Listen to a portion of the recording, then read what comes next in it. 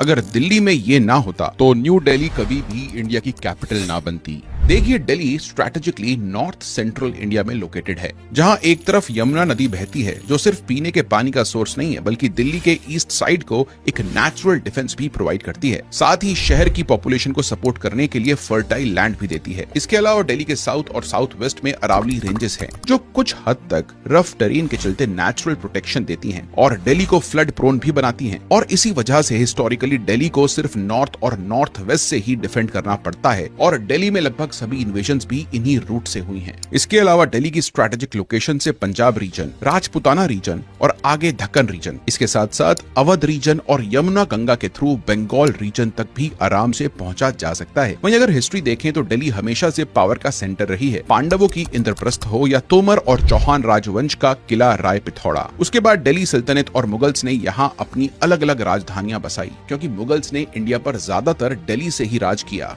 इस वजह से दिल्ली एक सिंबॉलिक कैपिटल बन गई। इस सिंबोलिज्म को ब्रिटिशर्स ने भी समझा और 1911 में अपनी कैपिटल कोलकाता से दिल्ली शिफ्ट कर दी। फिर एडविन ल्यूटेंस और हर्बर्ट बेकर ने मिलकर नई दिल्ली की नींव रखी, जो आज भारत की राजधानी है। तो दोस्तों, इंडिया की और कौन सी सिटी ऐसी है जिसके पास इतनी सारी ज्योग्राफिकल और हिस्टोरिकल एडवांटेजेस हैं? कमेंट्स में हमें जरूर बताएं।